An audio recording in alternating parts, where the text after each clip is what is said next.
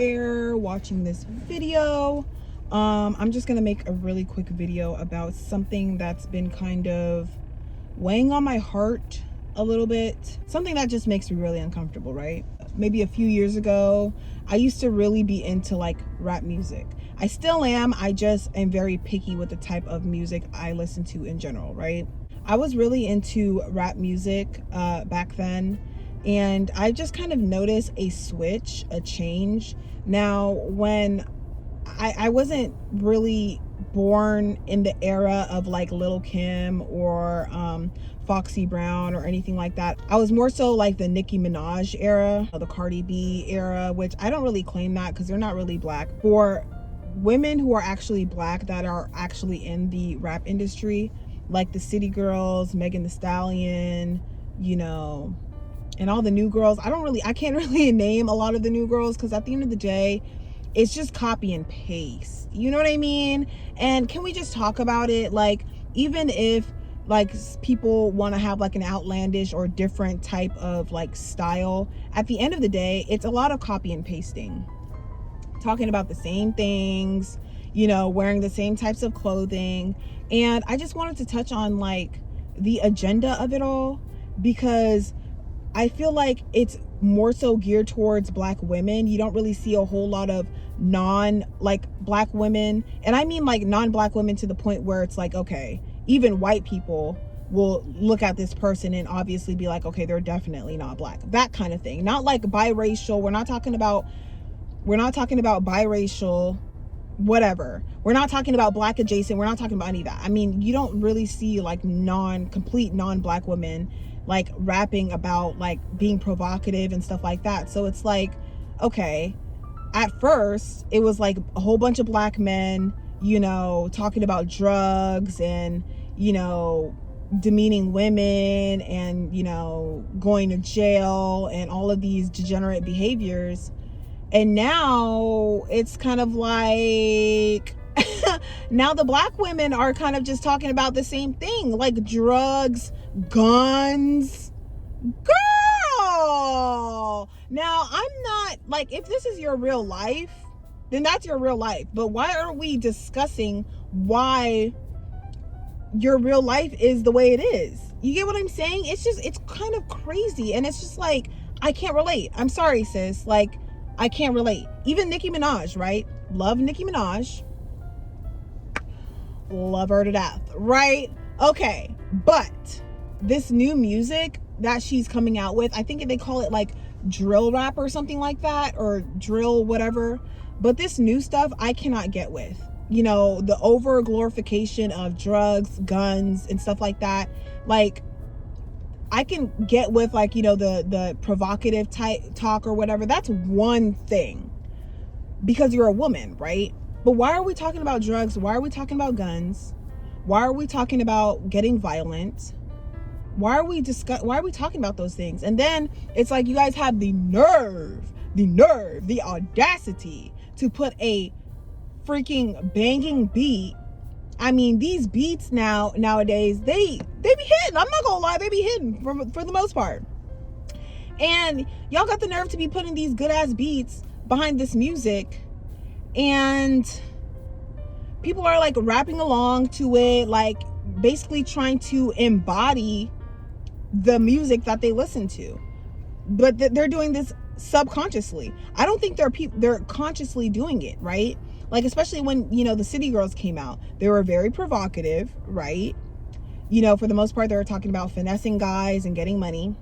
And, you know, I can get with that because at least it's a level up in a certain, in not necessarily the right direction, but it was something slightly different. But I still had a problem with it because it was catchy and it was something new. It was something fresh when it came to like the rap, you know, culture. It was something like slightly fresh. But at the end of the day, I had to stop listening to them because it's just like, why are you guys glorifying being provocative all the time? And that's literally all they talk about. Like, it just seems like the culture of rap is just toxic. It's toxicity. It's being toxic. It's doing toxic things. toxic behaviors, and just being ignorant. So it's just like, I love to rap, don't get me wrong. I have my fair share of raps that I wrote myself. I, enjoy music, and I enjoy writing lyrics, and I enjoy doing that type of thing. But I refuse to rap about my private parts, okay? At least to like the extent where like the entire song is about it, right? I refuse to rap about guns. I refuse to rap about drugs.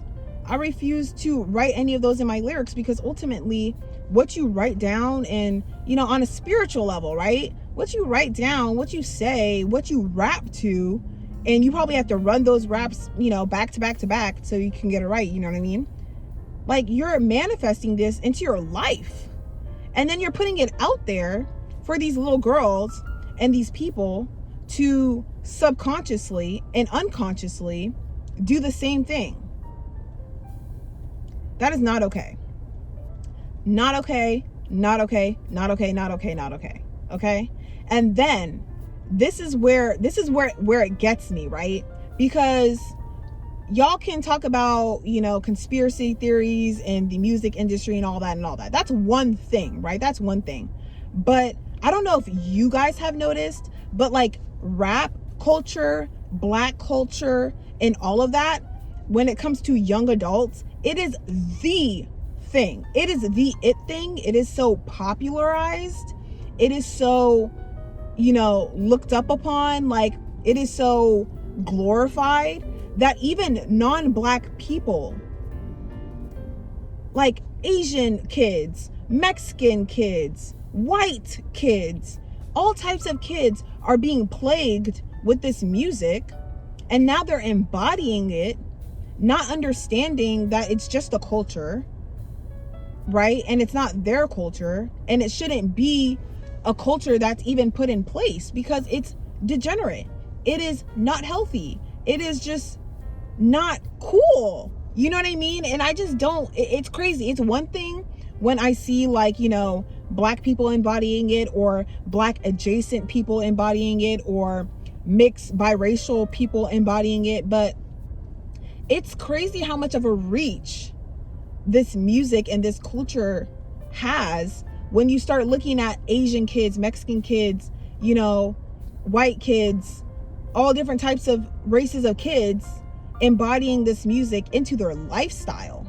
Like, I remember I was working with this young boy at my last job. He was like younger. He was probably like barely 17, 18, 19, somewhere around there.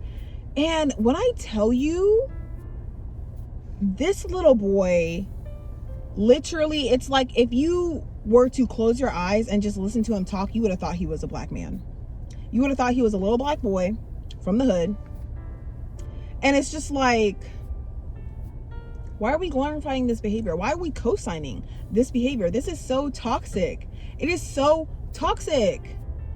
And it's just like, the fact that they are putting black women at the forefront of rap and making us seem all like so provocative, like, it's freaking messing up our image even more than it already is messed up.